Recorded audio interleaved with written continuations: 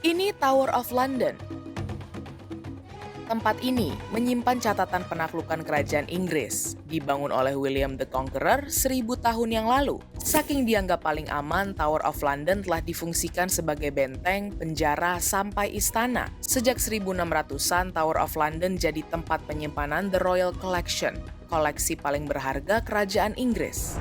The Crown Jewels berisi 100 benda dan 23.000 permata adalah salah satunya. Di dalamnya ada Imperial State Crown, mahkota yang dipakai raja atau ratu dalam upacara naik tahta. Ia pernah dipakai Ratu Elizabeth II pada 1953 dan ayahnya, Raja George VI pada 1937. Nah, ada mahkota lain lagi, tersusun atas berlian Koh-i-Noor yang biasa dipakai Ibu Suri Elizabeth. Mahkota ini rencana bakal dipakai Camilla, permaisuri Inggris saat dampingi Raja Charles III dalam upacara naik tahta setelah masa berkabung selesai. Tapi, segera setelah kabar Ratu Elizabeth II meninggal tersebar, warganet India ramai-ramai minta Inggris kembalikan berlian Koh-i-Noor ke India. Kok bisa?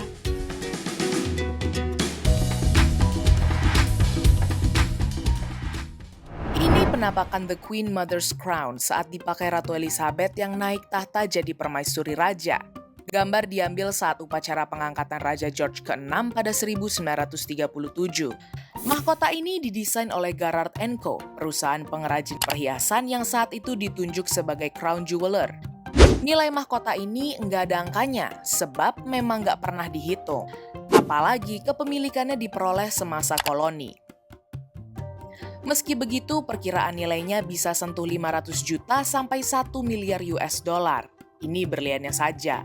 Mahkota ini adalah satu-satunya koleksi kerajaan yang berangka platinum. Beratnya capai 510 gram dan dilengkapi topi bluder warna ungu dengan bulu cerpelai. Ia juga dihiasi 2.800 berlian yang sebelumnya terpasang di regal circlet milik Ratu Victoria. Anatomi mahkota ini adalah sebagai berikut. Pada tingkat bawah ada deret berlian selang-seling berbentuk salib dan persegi panjang. Di depannya ada sebongkah berlian milik Ratu Victoria, hadiah dari Sultan Abdul Majid pertama. Pemberiannya sebagai ucapan terima kasih atas bantuan Inggris pada Perang Crimea melawan Rusia. Di atasnya ada satu barisan berlian brilliant cut yang disusul oleh tingkatan kedua berisikan 4 buah fleur de lis dan cos pate. Satu kos pate yang berada tepat di atas berlian Sultan Turki tadi jadi tempat Koh-i-Noor, berlian 105,6 karat asal India. Di setiap kos pate ada lengkungan yang bisa dilepas dan disatukan oleh pave Sedmond. Sedangkan di atasnya ada salib bertahtakan batu kristal replika berlian Lahore senilai 22,48 karat.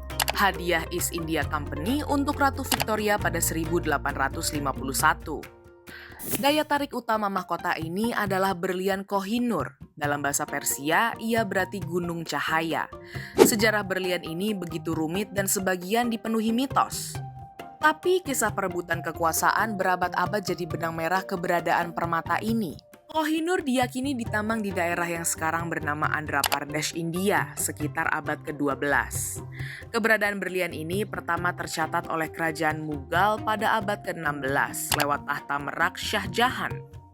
Sejak saat itu, Koh-i-Noor berganti-ganti pemilik, mulai dari Nader Shah, Shah Shujah Durrani, sampai dibawa lagi ke tanah India oleh Maharaja Sikh Ranjit Singh. Saat meninggal, Maharaja Ranjit mewariskan Koh-i-Noor pada anak laki-lakinya, Dulip Singh, yang baru berusia 10 tahun. Pada waktu mencaplok wilayah Punjab, East India Company memaksa sang Maharaja cilik menyepakati Treaty of Lahore dengan menyekap ibunya, Rani Jindan. Akibatnya, Koh-i-Noor pindah tangan ke Inggris selain wilayah Punjab itu sendiri. Berlian ini lalu dipersembahkan ke Ratu Victoria dan dijadikan bros, sebelum akhirnya dijadikan hiasan mahkota permaisuri Ratu Alexandra dan Ratu Mary. Perpindahan itu sampai juga ke mahkota Ibu Suri Elizabeth. Keberadaan mahkota ini terakhir terdeteksi kala arak-arakan jenazah Ibu Suri pada 2002. Mitosnya, Koh-i-Noor akan membawa nasib buruk pada pemiliknya jika ia seorang laki-laki. Hanya dewa dan perempuan yang dipercaya bisa kebal dari kutukan itu.